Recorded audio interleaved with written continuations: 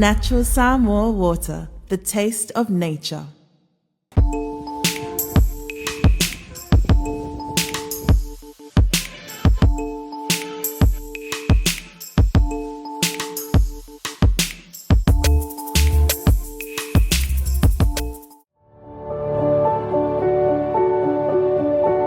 Unwind your busy day with a cup of royalty.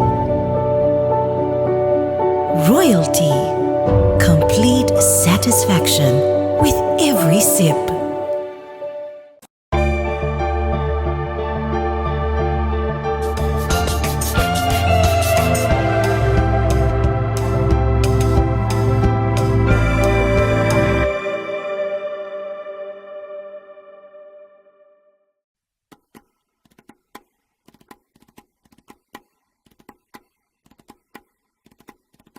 Mea uma lava, o launga tisia i le ituma lo uma o Samoa.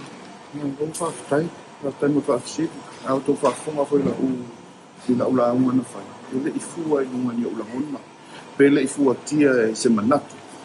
Alo nesu, na fua i le whina ngalo lo ituma lo. Na whaaria i taimi o mātou whairua. Inga ia na o usui ai ma o awai la tō whontanga. Mai na momori me ana la tō wha.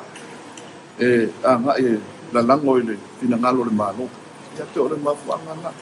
Ia, ole whainga whaingata la mana tau nui ai maniliwa le ole mawhauwhau. Ole taimi lea ngua mātou tō se teitei whono, sui teitei whono.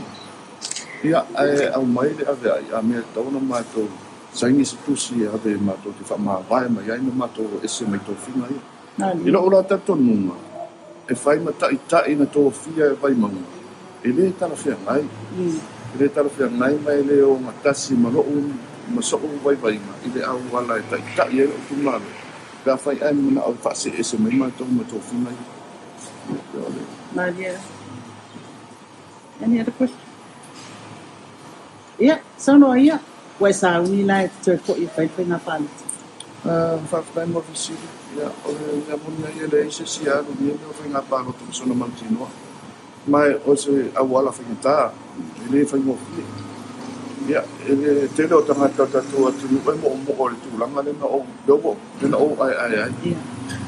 Ai, pena o whai atu. Tau amani ulangona. E ni whamanu ianga wa whai mamanu i tūlanga whai kudu. Ko ula whai ima. Au te anga i whamani le tūla whonu.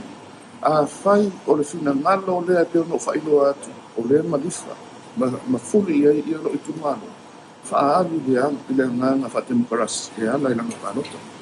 Ia mai leisi si awala na whaina o whai. Nā le anu e whaatino o whaina pānota. A whai fo i ese se whina ngalo lo i tūmano. O te whaalo alo mia mana loto mawala. Tailo tonga. Mea pālosa.